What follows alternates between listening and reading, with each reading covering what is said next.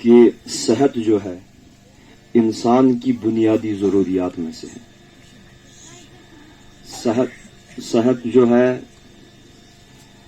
اللہ رب العزت نے قرآن مجید میں بھی مسلمانوں کے لیے نہیں بلکہ تمام عالم انسانیت کے لیے اپنے حفظان صحت کو برقرار رکھنے کے لیے جو ہے ہدایات بیان فرمائی ہے، اور فرمایا ہے لا تہلکو، اپنے آپ کو خود اپنے ہاتھوں سے ہلاکت کے قریب نہ لے جاؤ۔ اور اسی طریقے سے قرآن پاک میں فرمایا گیا ہے فَلْيَنْظُرِ الْإِنسَانَ إِلَىٰ طَعَامِهِ وَشَرَابِهِ، انسان ہمیشہ نگرانی کرے اپنے کھانے اور پینے کی، یعنی یہ دیکھے کہ وہ کیا کھا سکتا ہے، اس کے لیے کیا مفید رہتا ہے اس کے جسم کے لیے وہ چیز کھائے، اور جو چیز مفید نہ ہو وہ نہ کھائے۔ خون ہے، جس میں خنزیر کا گوشت ہے، جس میں اور بھی بہت ساری چیزیں ہیں جیسے شراب ہے، یا کوئی بھی مسکر، کوئی بھی نشاور چیز جس سے انسان کی عقل ضائع ہو، اور پھر اس کو یہ شعور نہ رہے ماں کس کو کہتے ہیں، بہن کس کو کہتے ہیں، بھائی کس کو کہتے ہیں، کل مسکر حرام، ہر نشاور چیز جو ہے حرام ہے۔ تو اس لیے اپنی صحت کا خیال، کیونکہ بندگی تب ہے جب پہلے بندہ ہے، بندے سے ہی بندگی ہوتی ہے۔ میں آپ بچیوں کے خدمت میں عرض کروں، خواتین کے کچھ مخصوص ایام ہوتے ہیں، اللہ تبارک و تعالیٰ کہتے ہیں کہ ان میں نمازیں معاف ہیں، ان میں نمازیں نہ پڑھیں آپ، کیونکہ پہلے آپ کی صحت ہے، پہلے بندے کی صحت ہے۔ آپ کی صحت کے مد نظر اللہ نے نماز جیسی جو عبادت کا حکم آپ کے لیے مؤخر کیا تاکہ جب تک آپ اپنی وہ صحت پھر سے حاصل نہ کریں۔ تو اللہ تبارک و تعالیٰ اس اعتبار سے جو ہے صحت عامہ کا جو ہے تذکرہ فرماتے ہیں قرآن پاک میں۔ اور دوسری بات یہ، آپ لوگوں کے لیے، عورتوں کے لیے خاصتاً اپنے ذہن کو جو ہے ہمیشہ صاف رکھیں۔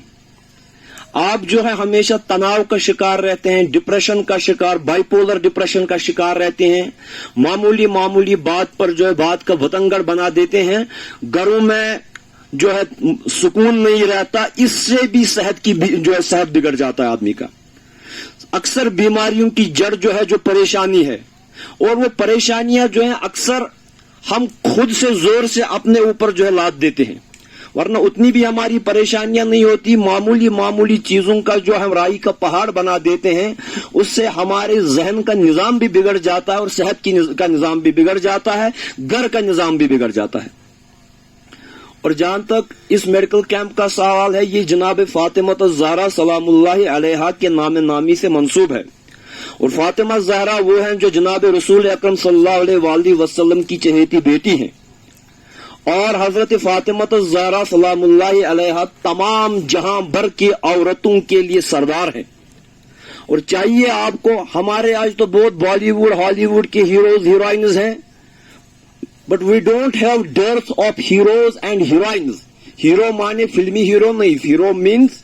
ہمارے اچھے اتنے کردار ہیں، ہم کو کوئی ضرورت نہیں کہ آپ فلمستان کے ہیروز اور ہیروئنز کو لے کر کے جو ہے اپنے آئیڈیلز بنائے۔ اسلام نے ہمیں ایسے کردار مشخص کیے ہیں، متعین کیے ہیں کہ جن کے نقش قدم پر چل کر آپ اپنی دنیائی زندگی بھی سنوار سکتے ہیں، اخروی زندگی بھی سنوار سکتے ہیں۔ اور یہ فاطمہ زہرا وہ ہیں، علامہ اقبال کا ایک شعر یاد آ رہا ہے، وہ اسی پر میں مختصر کرتا ہوں۔ وہ فرماتے ہیں بہر محتاج دلش آنگون سوخت، با یہود چادر خود را فروخت۔ ایک دفعہ حضرت فاطمہ زہرا سلام اللہ علیہا کے دروازے پر ایک سائل بھکاری بھیک مانگنے کے لیے آتا ہے، کچھ مانگنے کے لیے آتا ہے، ان کے گھر میں کچھ نہیں تھا، تو انہوں نے اپنے سر کی چادر، اپنا دوپٹہ اٹھا کر کے سلمان فارسی کو بھیج دیا، اور کہا ایک یہودی دکاندار ہے، شمعون اس کا نام ہے، اس کے پاس میری یہ سر کی چادر جو ہے بیچ کر آؤ، اس سے جتنا پیسہ ملے اس سے کچھ جو کی روٹیاں خرید لو، اور وہ جو کی روٹیاں اس مسکین کو صدقہ کر دی۔ اپنے سر کی ردا بیچ کر جو ہے ایک مسکین کی بھوک مٹا دی انہوں نے، اور یہی ہمارے لیے ماڈلز ہیں۔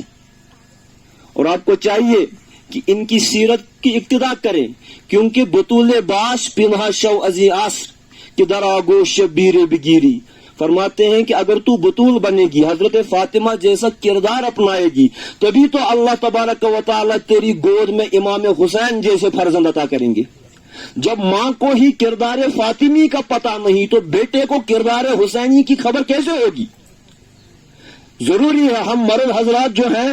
اکثر مسجدوں میں جاتے ہیں، اجتماعات میں جاتے ہیں اور دین کے کچھ موٹے موٹے اصول سیکھتے ہیں، لیکن ہماری اکثر عورتیں بچیاں جو ہے دینی افکار سے نابلد اور نافہم ہوتی ہیں، ان کو دین کی خبر نہیں ہوتی۔ وہ ان کا قصور نہیں، ہمارا قصور ہے، کیونکہ گھر کا خاوند جو ہے، گھر کا جو بڑا ہے، وہ کبھی یہ تکلیف برداشت نہیں کرتا کہ ان کو بھی بتایا جائے کہ جناب فاطمہ زہرا کون ہے، جناب خدیجہ کبریٰ کون ہے، جناب عائشہ صدیقہ کون ہے، ان کو پتا نہیں۔ اور اگر بچیوں کو یہ پتا ہو کہ ان میں دینی فہم ہو، ایک مرد جو ہے ایک مرد دیندار ہے، لیکن ایک بچی جو ہے وہ پورا گھر دیندار ہے۔ اپنے بچوں کو جو ہے سماجیاتی اصول، سوشل ایٹیکیٹ سکھائیں۔ دین صرف مسجد میں نہیں، راستہ چلنے میں بھی دین ہے۔ بس یہ حدیث پاک ایک اب سنیں، جناب رسول اکرم صلی اللہ علیہ وسلم نے فرمایا التبسم الی وجہ اخیک لک صدقہ۔ اگر آپ کسی روتے ہوئے بھائی کو ہنسا سکیں تو ایسا ہے جیسے آپ نے اس روتے ہوئے کو صدقہ دے دیا۔ If you just pass a smile at your frowning brother, it is as if you are giving him something in charity. وَأَمَاتَتُكَ عَنِ الْأَذَى وَالشَّوْكَةَ عَنِ الطَّرِيقِ لَكَ صَدَقَةٌ۔ اگر آپ راستے سے کوئی کانٹا، بچیاں خیال رکھیں، راستے سے کوئی پتھر، جو چیز بھی چلنے والوں کو تکلیف دے، آپ وہ اپنے راستے سے ہٹا کر کے سائڈ میں رکھ دیں۔ جو دن بھر اس راستے سے چلے جیسے آپ نے ان سب چلنے والوں کو صدقہ دے دیا۔ تو کیا کرنا ہے؟ اپنے گھر کا کچن کا کوڑا کرکٹ اٹھا کر کے سڑک پر نہیں ڈالنا ہے، دوسروں کے دروازے پر نہیں ڈالنا ہے، بلکہ اس کو ویسٹ مینجمنٹ کر کے ایسے ڈالنا ہے تاکہ دوسروں کو راہ چلتے ہوئے ان کو تکلیف نہ پہنچے۔ اور مجھے لگتا ہے جو ہمارے اس مکتب کی یہ بچیاں ہیں الحمدللہ بہت سی پڑھی لکھی ہیں، ان میں یہ بالغ النظری ہو رہی ہے، اور آپ اس طریقے سے ایک مثالی معاشرہ بنا سکتے ہیں۔